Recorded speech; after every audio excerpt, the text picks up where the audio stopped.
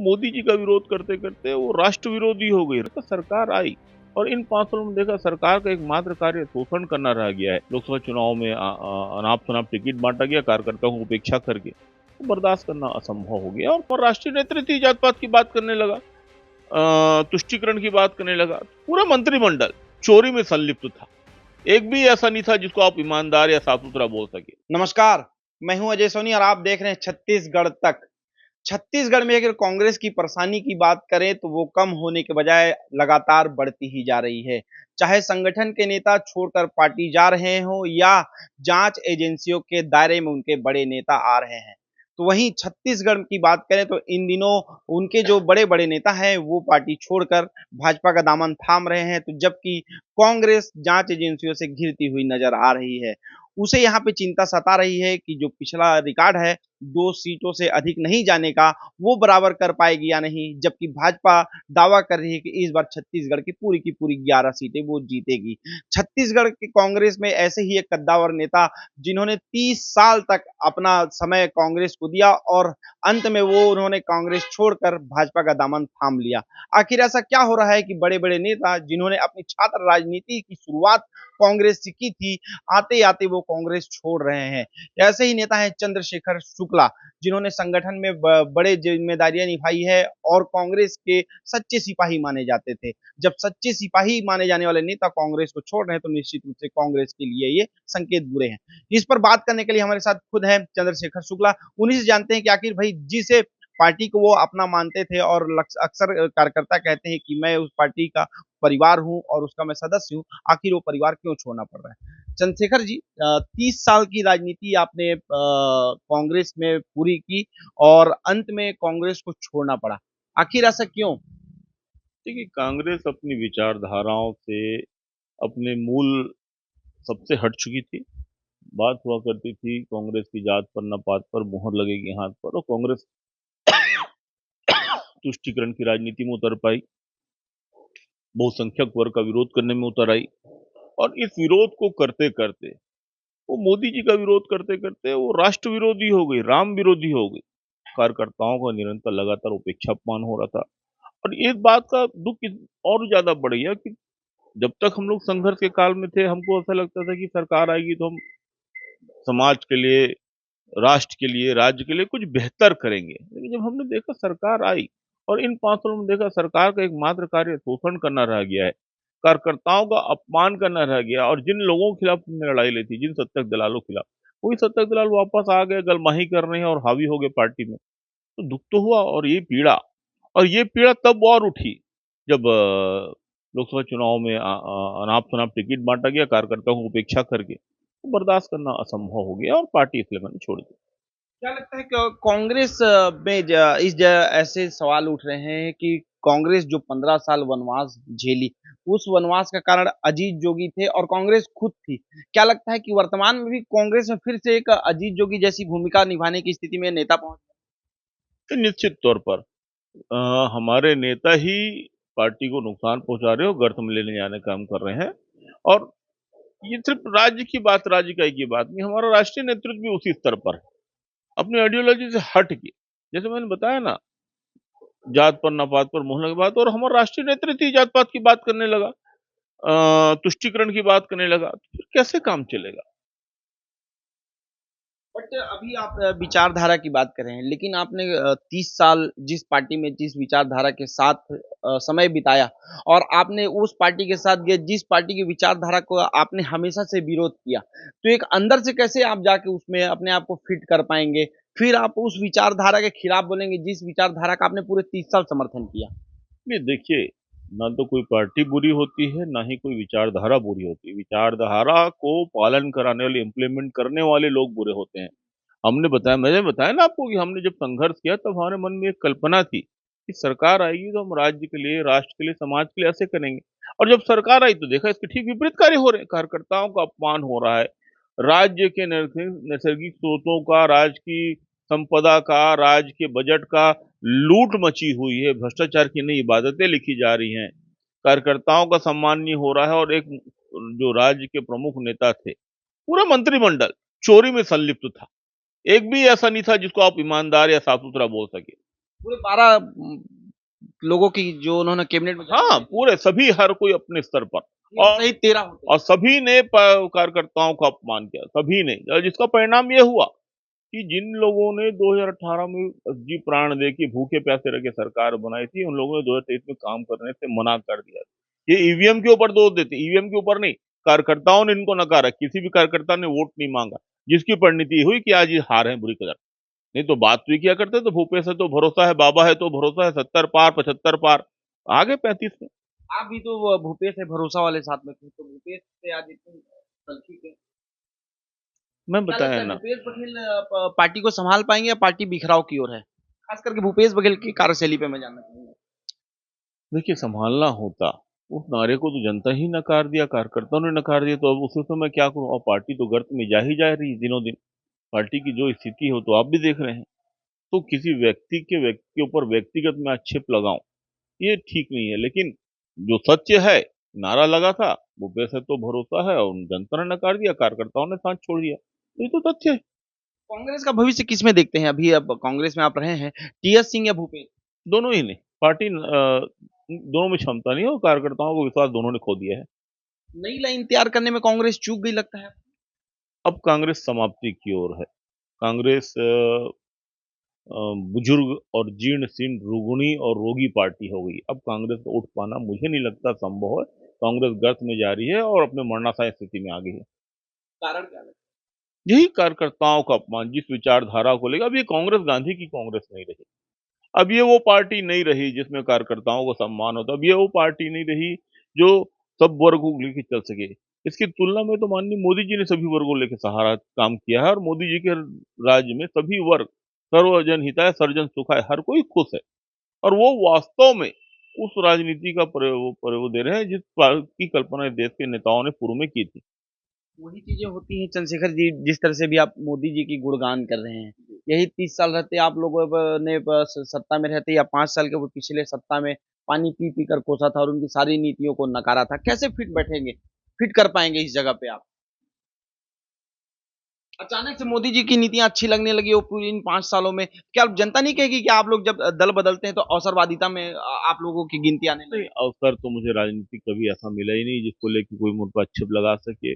मैंने जब राजनीति चालू की तो छात्र जीवन में तो माननीय विद्याचंद्र शुक्ल जी के साथ की थी, और एक भावनात्मक रूप से चालू की थी। उन्होंने बड़ा स्नेह से मुझे बुलाया था कि युवाओं को राजनीति में आना चाहिए, और वो मेरे को पितृतुल्य थे, वो हमेशा हम लोगों को लेके चलते थे। उनके साथ मैंने राजनीति चालू की थी छात्र जीवन से, और उनका स्नेह हमेशा एक पितृतुल्य टाइप ही मिला।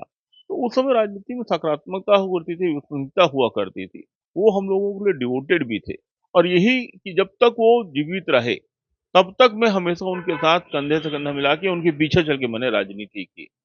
और छात्र राजनीति से पंचायत की राजनीति किया हमने, और जब बाद में संघर्ष किया, तो मैं आपको बता रहा था कि विचारधारा की तो मेरे को कभी लाभ मिला ही नहीं। विद्याभ्यास थे तो विद्याभ्यास की जोगी दिग्विजय सिंह से नहीं पड़ती थी, तो सरकार रहते हुए भी मैं तब विपक्ष में हुआ करता था।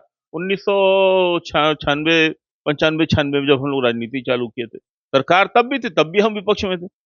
संयोग से छत्तीसगढ़ राज्य बना विद्याभ्यास के संघर्ष के बदौलत, सरकार बनी, माननीय अजीत जोगी जो मुख्यमंत्री बन गए, उनसे भी विद्याभ्यास की नहीं जमी, और मैं त्याग के रहा विचारधारा का, व्यवहार का, तब भी हम विपक्ष में थे। और उसके बाद तो फिर डॉक्टर रमन सिंह की सरकार बन गई 15 साल तक।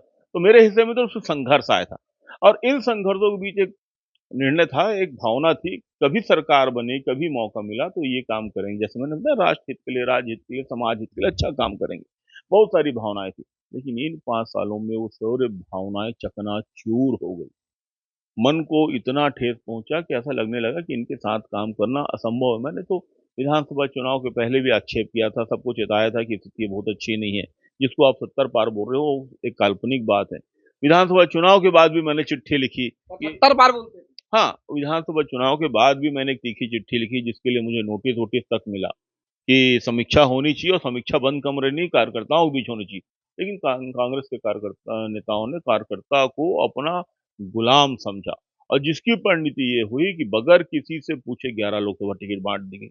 अब आप मुझे बताइए, देवेंद्र यादव को दुर्ग से ले आके बिलासपुर में लड़ाने की क्या जरूरत थी? क्या वहां लोकल यादव लीडरशिप नहीं है? रामचरण यादव महापौर हैं, रामशरण यादव, विष्णु यादव 5-5 6-6 बार के पार्षद हैं, के यादव इनके पुत्र हैं, बी आर यादव जी के बड़े नेता हैं, भुवनेश्वर यादव जिला पंचायत के अध्यक्ष रहे हैं, बड़े नेता हैं। तो जब लोकल छत्तीसगढ़िया यादव लीडरशिप है तो फिर आपको बाहरी बिहारी यादव को आके क्यों लड़ाएंगे आपस में? और जिस दिन वो घटना हुई मन एकदम से फट गया कि जब आपको हर कोई अपने मन से करना है, फर्जीवाड़ा करना है। आप इसके पहले एक बार जब 2 विधायकों को नोटिस मिला और 22 जिनकी कटी टिकट, वो जब दिल्ली गए तो उनको बोला गया कि सर्वे के आधार पे तो एक लाइन कांग्रेस हालांकि ने मना कर दिया कि हमने कोई सर्वे वर्वे नहीं कराया।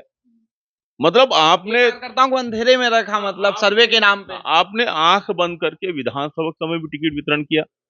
अंधा पीसे चक्की कुत्ता खाया जाए टिप्पा, तो वही टाइप का चला है और अभी फिर लोकसभा में वही तमाशा हुआ। तो कब तक एक कार्यकर्ता, ठीक है मुझे नहीं मिला, एक सम्मानी कई अच्छे लोग थे उनको मिल सकता था। तो ये सब पीड़ा थी और ये सब पीड़ा ने काम करने को मतलब पार्टी छोड़ने के लिए मजबूर कर दिया।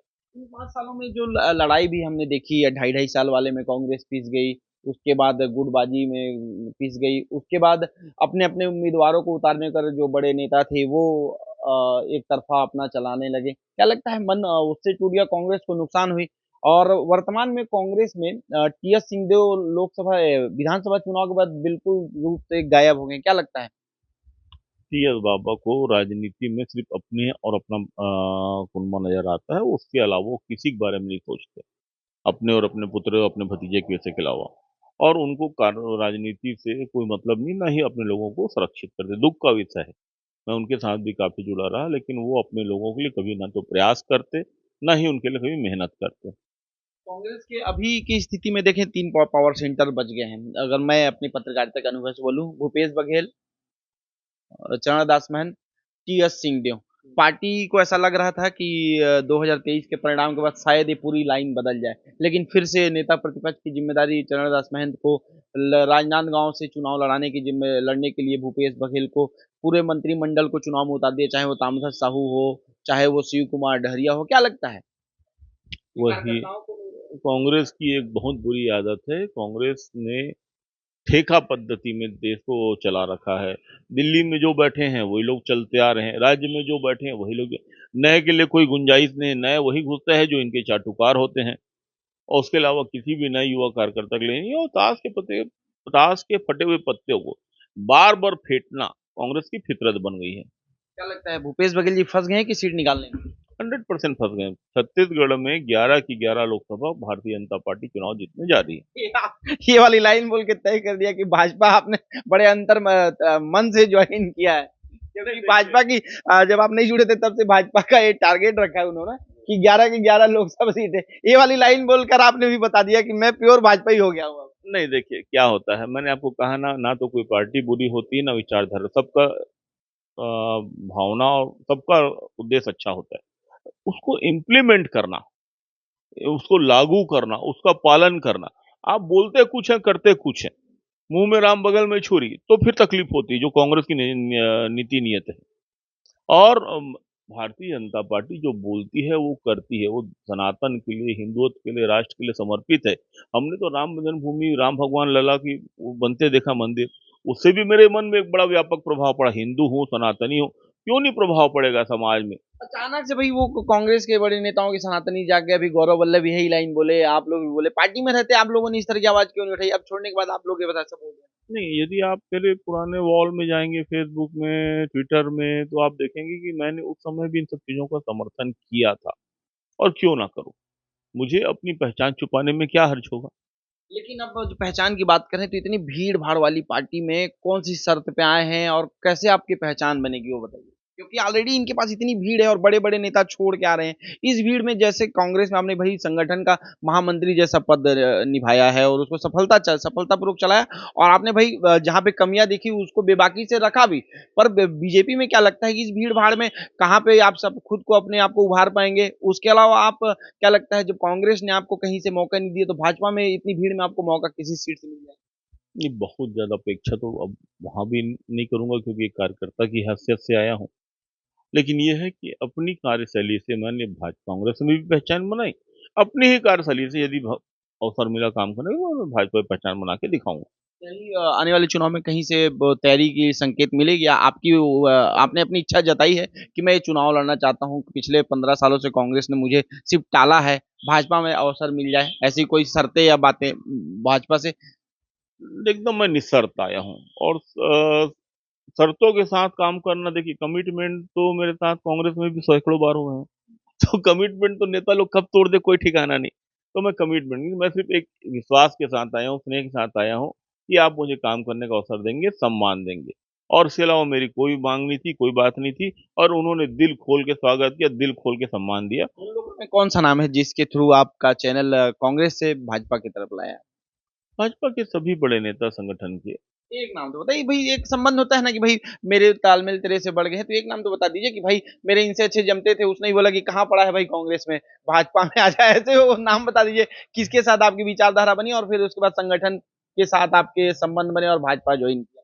डॉक्टर रमन सिंह जी का बड़ा स्नेह प्राप्त हुआ मुझे, पहले भी, अभी हाँ, भी। यही वजह। और पवन साय जी का, नितिन नवीन जी का, विष्णु देसाई जी का, सभी के सम्मान। क्या बोले डॉक्टर साहब? आ जाओ चंद्रशेखर नहीं, ऐसा कुछ भी नहीं था।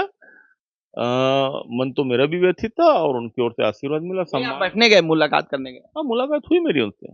जॉइन करने से पहले? जॉइन करने से पहले भी मुलाकात हुई थी, जॉइन करने के बाद भी मुलाकात हुई। जॉइन करने से पहले किस-किस के साथ मुलाकात?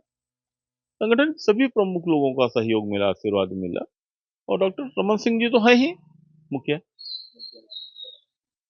तो ये बड़े बेबाकी से हमने बात की और लगभग मुझे लगता है कि सभी बातों का बड़ा ही सहज अंदाज से चंद्रशेखर जी ने जवाब दिया है। निश्चित रूप से कांग्रेस में 30 साल रहा है और संगठन में बड़ी ज़िम्मेदारी निभाने के बाद निश्चित रूप से भाजपा भी चाहेगी कि इनका जो अनुभव है उसका लाभ जो भाजपा में जो चुनाव चल रहे हैं, लोकसभा के चुनाव चल रहे हैं, उन चुनाव में चंद्रशेखर जी का लाभ उनको मिले।